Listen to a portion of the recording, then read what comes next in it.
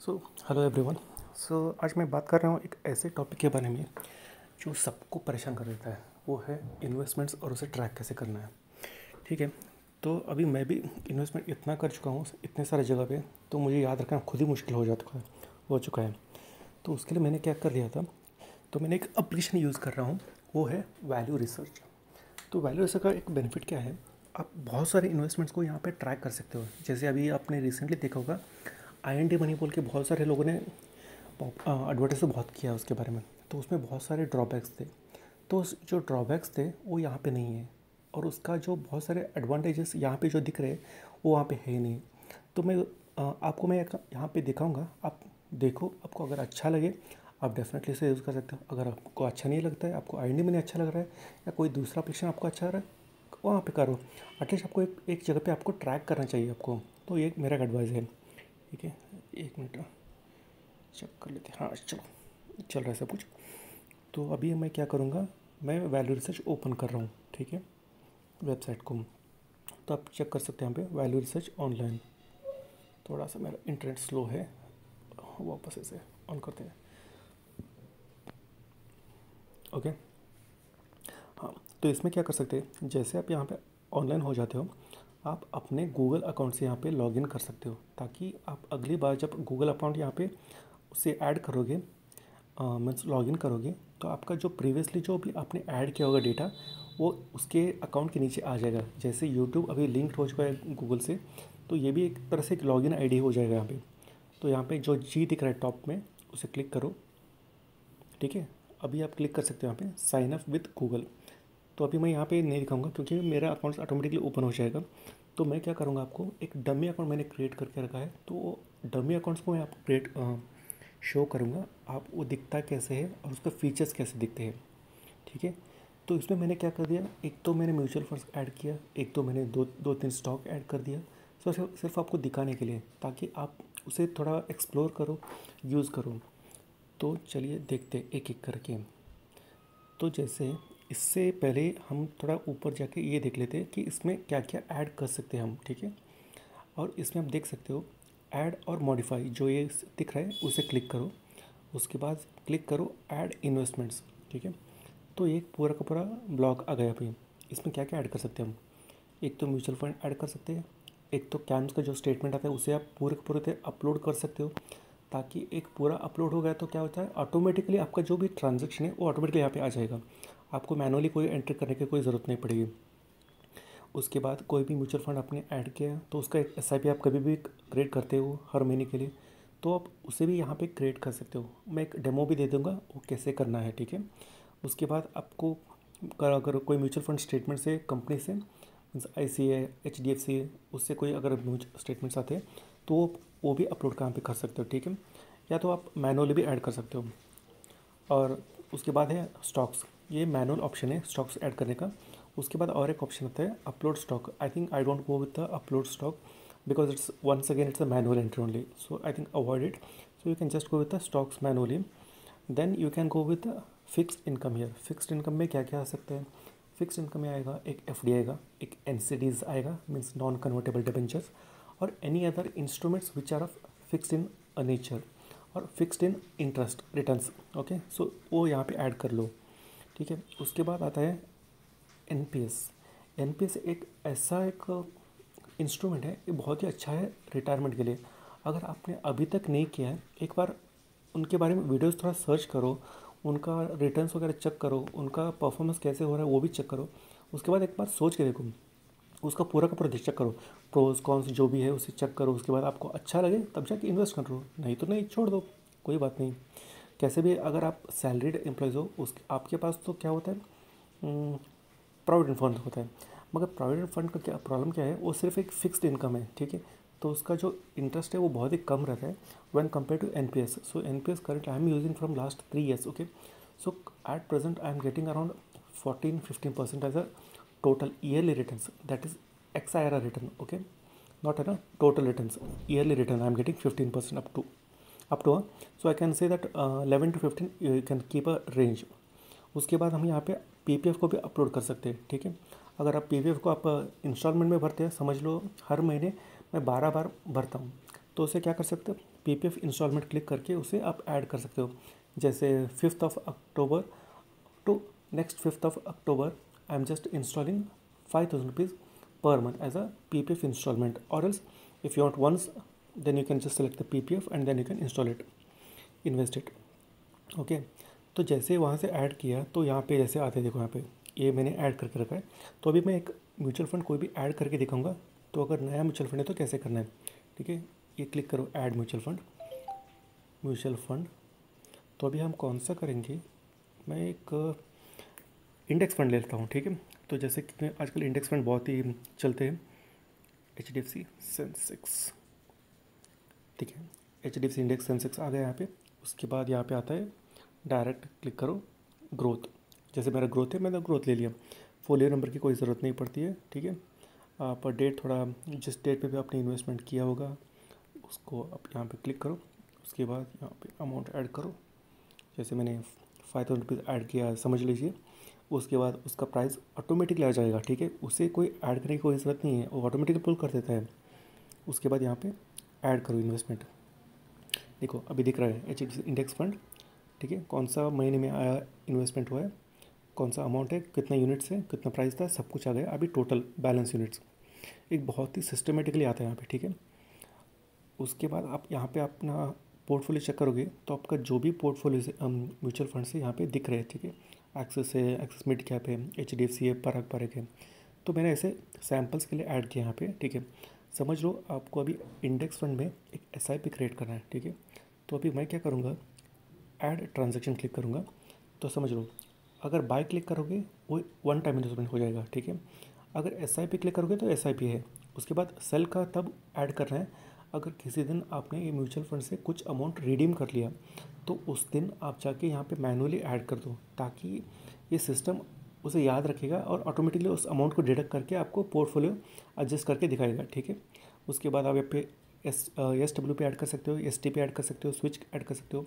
ये सारे फीचर्स मैं एक्सप्लेन नहीं करूँगा क्योंकि ये ऑलरेडी कोई भी म्यूचुअल फंड अगर यूज़ कर रहे हो उनको मालूम रहता है। ये सिर्फ मैं SIP कैसे एडअप करते हैं यहाँ पे मैं वो बोल रहे वाला हूँ, ठीक है। समझ लो मेरा SIP की डेट था 27 अक्टूबर और मैं क्या करने वाला हूँ, 5,000 रुपीज़ पर मंथ मेरा इन्वेस्टमेंट है। आप उसके बाद यहाँ पे देखो आपका जो भी फ्रीक्वेंसी है यहाँ से सेलेक्ट करो, जैसे मंथली, क्वार्टरली, फोर्थनाइटली जो भी है सेलेक्ट करो। उसके बाद जैसे मैंने मंथली सेलेक्ट किया, मैंने 12 मंथ्स के लिए ऐड किया, समझ लो। ओके 12 मंथ्स के लिए ऐड किया तो क्या होता है, यहाँ पे दिखता है, देखो यहाँ पे 1 SIP series of 12 has been started here. Okay first SIP is on 27 October, जो आज है। जो अगला SIP का डेट है वो 27 नवंबर है। तो इस हिसाब से आपको 12 महीने तक वो ऑटोमेटिकली कट होते रहता है, मीन्स यहाँ पे ऐडअप होता रहता है। जैसे आपने बैंक में भी वो तो मैंडेट कर चुके होंगे, तो सिर्फ उसे यहाँ पे रिप्लिका करना है, ठीक है। एक बार आपने रिप्लिका कर दिया वो पूरा 1 साल तक वो ऑटोमेटिकली करता ही रहेगा। तो एक प्रोसेस की तरह दिखेगा आपको, बहुत अच्छा दिखता है, ठीक है। उसके बाद समझ लो आपने 1-2 स्टॉक्स यहाँ पे ऐड किया है।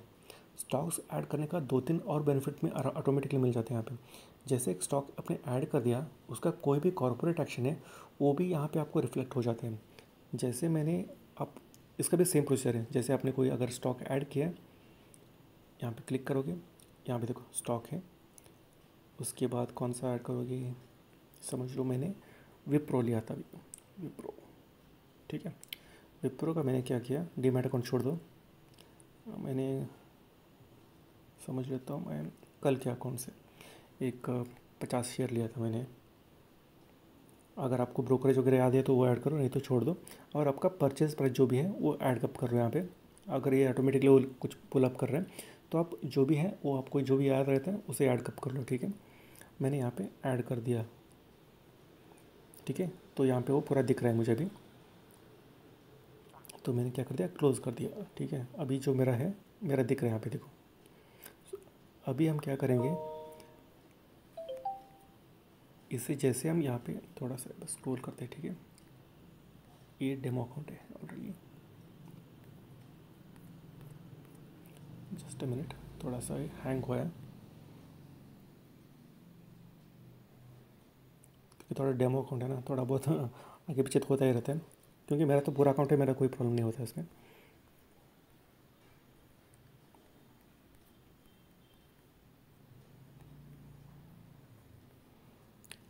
मैं क्या कर देता हूँ, इसे डेस्कटॉप साइट की तरह मैं कर देता हूँ ताकि आपको पूरा का पूरा दिखेगा यहाँ पे।